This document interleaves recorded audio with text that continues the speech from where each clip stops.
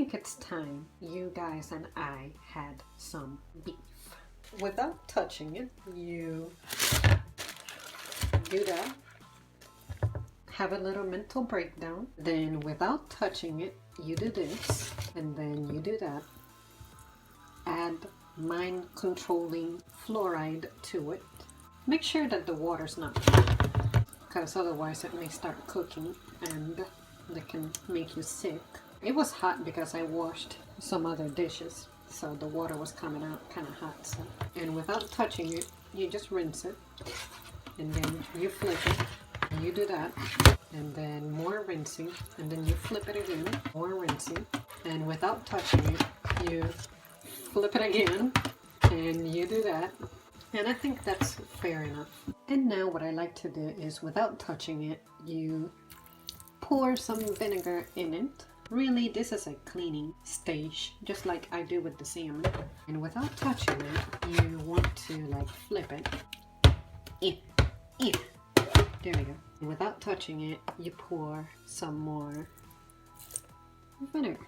It doesn't have to be perfect, like just to give it like a vinegary rinse to take care of anything that you don't want to have in there. And then what I like to do is I like for it to absorb all of the juices. So when it looks a little like it absorbed everything, then you can rinse it. I let it sit like that for like maybe 20 seconds, a minute, and then you can flip it some more to see what the other side is looking like without touching it.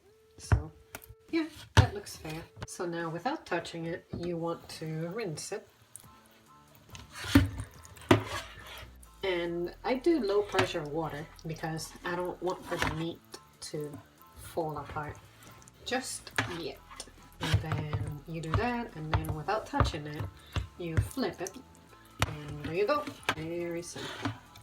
And you don't have to be perfect about getting rid of the vinegar, just rinse it. Once it's pre-prepped, what you want to do is grab a pot, set it ablaze pretty much until you start seeing those little water droplets beginning to evaporate. To aid the process, grab some sea salt, even though it's already, you hear that? It's already doing its thing. You just want to do just a little bit, just to like help with the boiling and everything. What you want to do is dispense some water, and you want to cover the surface but leave just a little extra so that the meat doesn't dry on you. I think that's fair. I still have it set on high because it's not quite at the temperature that we need it yet, but once you start seeing bubbles at the bottom, that's when you want to start knocking down the temperature. Let's set it to medium high. Don't let it start boiling. So at that point, I know that it's pretty much at optimal temperature. So you want to take it to medium. And then let's bring our subject. And now that it's a little warmer, I'm going to set it now to medium, lowish. So make sure you have a lid too. I like to do this. Place a baggie, and without touching it, stick it in there. Give it a lift. Okay, plenty of bubbles, that's good. You take the subject, and without touching it, you dispense it into the pot. And then cover it. You want to leave it like that for a little bit, probably like 2-3 minutes, and then you want to flip it so that you see if it's browning evenly. While the browning takes place, this is what I like to do. Give this a pre-rinse. Teehee. I like this one. Yeah. Let's put this here. It's starting to sweat more than I do at the gym. That's good. We got about another minute maybe, so I'm going to start getting out some of the spices. And because I am not sponsored, I am not showing which brands I'm using. Okay, so now we open this, and you want to flip it, and we see that it's browning evenly. So, god dang it. This is hard for me when I'm using two hands and holding the pot. So now that I'm holding a camera, this is gonna be Oh, that actually didn't go too bad. So now you want to flip it, but we are not ready to start breaking it apart yet. So let's leave it like that for another 2 minutes. Only cook one thing at a time. You don't need to worry about cross-contamination. Don't sweat it. It's kind of getting bubbly a bit, so when that happens, you just lift the lid, and that way it doesn't start like overflowing on you. But I have it on medium low, so that shouldn't happen. But sometimes I add more water on accident than what I need, so sometimes it starts to just bubble upward and everything. So when that happens, just remove the lid and all your problems be gone. Now we will inspect it yet again to make sure that it's browning evenly. It is. So since it's a piece that has this like flatness to one of the sides, you can try to like raise it like that and then let it brown for a few seconds while it's like that. So let's do that.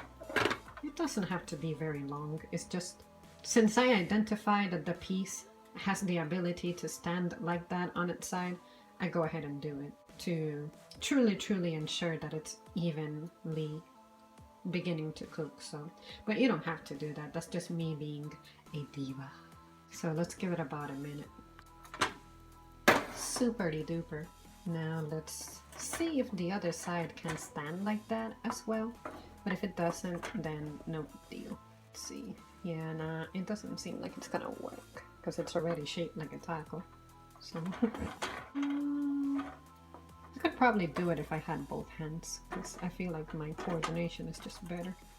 But anyway, what you can do is you can hold it like that, I guess, but it's not as effective because you're not shutting the pot with the lid. So yeah, I give up. So now what you want to do is you want to let it sit on either side, it doesn't matter which, for like another 30 seconds, and then we can begin sort of breaking it up. See how it's starting to bleed already? That's good. And then flip it again. Look at the other side. It's looking nice, not bleeding. So yep, I think it's a good time to start breaking it up into smaller pieces.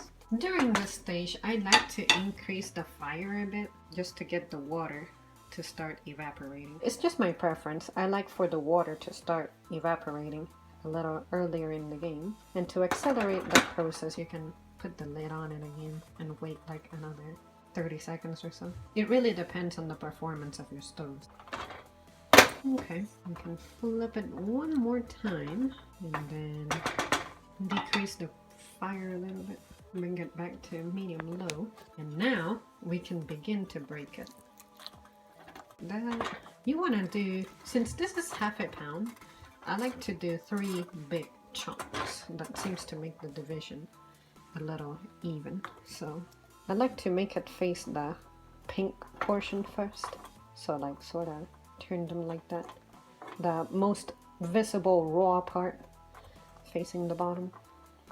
And yep, leave it like that and then put a lid on it and just wait about a minute and a half. Okay, now we inspect it.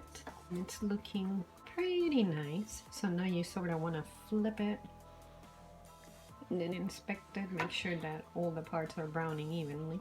So yep, leave it for another minute and a half with the lid on it. I increase the fire on it one more time just because I see that there is more water in it than I would like to see. So see, I'm someone who cooks by sight, so I don't have measurements for anything. So experience is what tells me what to do to get the results that I'm looking for. So you're just gonna have to trust me. The reason I'm showing you how to do this is because a lot of people ask me how it is that I make that meat end up so moist at the end.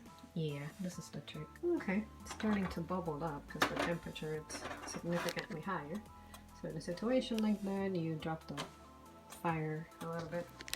And it's not quite ready to be smooshed into the smaller parts now that, you know, we associate with ground beef. So that part is bleeding already some more. No worries, we'll just flip it. Yeah, because the blood is like rushing and cooking, so that's why it starts bleeding from one of the sides. So it's alright. At the end of the day, it's going to be cooked to where you won't know that there was ever blood in there. So then put a lid on it once again. Let it sit for about another minute, minute and a half. It's starting to bubble again, so remove the lid and let's inspect it to see what it's looking like. That looks pretty even. This looks pretty even. And then this looks pretty even. Okay. Then let those sides cook for like another minute, and then we proceed to the next stage. Put a lid on it and wait. Okay, bubbling, good. Now we inspect the sides. It looks pretty brown at this point, so you want to break it into even smaller chunks. And as you can see, the inside is starting to look pretty cooked. At least that lets you know that it's cooking and browning evenly. But at this stage, I don't really prefer to start smashing it into like smaller pieces. So I like to keep it in big chunks for as long as I can. Put a lid on it and give it about maybe 30 seconds or so. Okay, it's looking pretty nice. So now we are ready to really cut it up into smaller pieces. Super duper. Put a lid on it and maybe give it a minute or so, or until the bubbles start getting out of control. And now you sort of want to like stir it like that. Take that side and do the same. It's starting to smell so much better now. Okay, and now you can leave it sitting like that for a few seconds or so. At this stage, I like to increase the fire a little bit more so that it makes some of that water evaporate. And then if you're going to increase the fire, then it's best if you sort of like stir it like that. You can begin seasoning it. Now I just realized that I forgot to purchase a lime. So in its place, I'm going to use a lemon pepper seasoning. It tastes good no matter what, but I personally like to add the lime juice to it because it gives it an extra little kick, but it's not really a requirement. But what I would do is when I'm close to finishing with the seasoning, that's when I squeeze some lemon juice and then let it cook. Yeah, we're pretty much ready to begin. So I like to start with black pepper. Add sparingly. I flip it as best as I can. Sprinkle a little more. It sounds like a lot is coming out, but see, only that much came out. Stir it some more. Next, I like to add the garlic. So like that. And then you flip it. Then like this. Something that looks even but it's not overkill. And then you stir it. Do one round of that lemon pepper seasoning, and then I went easy on the black pepper since I knew that I was going to use this seasoning, lemon pepper, so that's why I didn't do a whole lot in the beginning. Stir it for a little bit, mash up any large pieces that may remain, and then sprinkle some more. That's good. Absolutely loving the aroma coming out of this mug. And now I like to do the minced onion. This you can go crazy with it. It depends how much of an onion fan you are. I love it, so I like to do enough for it to be perceived. Kind of like that. And then you stir it. And then when it's all at the bottom, you sprinkle some more. And then stir it again. Let's add some herbs. Let's do cilantro first. Start off with a pinch. Do one side. I love cilantro, you guys know this, so I don't mind for it to look like that. And then you start stirring it to blend it. I use both hands. So it's at the bottom. You watch for some more. And yep. And then you stir it in. Now I want to do parsley, so you can go overboard with this one as well because it's delicious. You blend it, and once most of it is on the bottom, you add a little more. and then you blend it. Now let's do Italian seasoning, which is pretty much the herbs that we have added to this point, but rosemary is included. This is an amazing seasoning, so I like to go overboard with it. So do that first half, then you blend it, then do the next half. And the way you know that you're being even with these herbs is that you can see some of the parsley and some of the cilantro from the previous round surfacing. So, and then you blend it. Super duper. Now I like to do oregano. So let's do 1/2. Then you blend it. When your other half is on the surface, you add some more. And then you blend it. Super duper. Okay, now let's do rosemary. You guys know that I love rosemary, so there you go. That's the first half. Now you blend it. Now it's the second half. Sprinkle some more, and now blend it. And now on this stage, I like to add some more of that lemon pepper. Given that we did plenty on that first round, we are only going to do this on one side just to sort of reintroduce the flavor. There we go. And then we're done with the lemon pepper. Okay, now that we're done with the rosemary and lemon pepper, we are going to do paprika. Honestly, all that paprika does is add color to it. Like, I don't really perceive its flavor, and it's really sand. So, but I like to add it. It's gonna make your meat look like it's greasy and fatty, but trust me, it's not. So yeah, that little bit is good enough. Now you blend it. And as you can see, most of the water is gone now. So that's how you know that you're almost done. And then you blend it again. So at this stage, I like to put the lid on it one more time. Let it sit like that for about 30 seconds. Now you open the lid. You have a trance from how good this smells. And now let's open our basil and sprinkle some of it. Basil is another really yummy herb, so you want to do as much as you please. Then you blend it.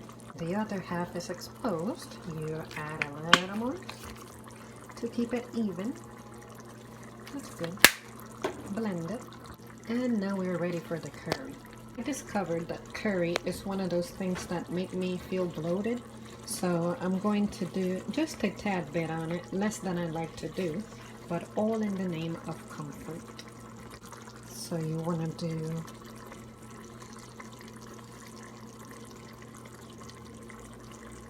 I want to be spare about it, so that's why I'm having a hard time getting any to come out. That looks fair. Now you blend it. Add some more to the next half.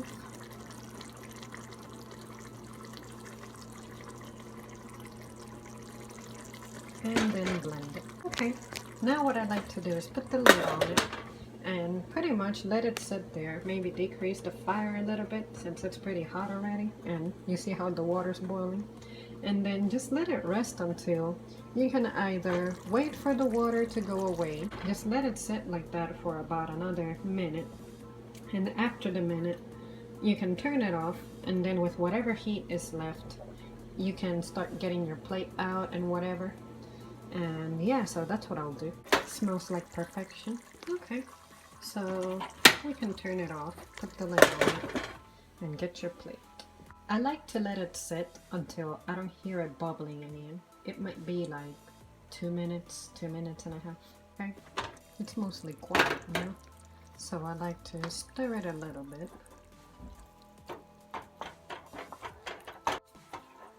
Most of the water is gone.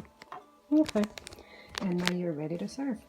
And there you have it. See, that's what I'm saying. It looks like it's fatty and greasy, but this is an 85% lean meat. I usually do 90%, but this one was on sale. but yeah, and it looks like it's greasy and fatty, but that's the paprika and the curry. I leave it there and it doesn't bother me. As you can see, it also leaves your meat moist, which I really love that, and it's so full of flavor. So I've decided that I'm going to have these with tortilla chips. So yeah, even though I had pasta a couple of hours ago, so I'll just go easy on the chips and then and the rest with a fork. But yeah, guys, that is the trick to how my meat is so yummy and moist. Most people complain that theirs turns out to be a little dry, and I'm like, well, you're probably A, cooking with oil, and B, cooking it in a skillet. Don't do that. Alright guys, thanks for tuning in. I'll see you soon.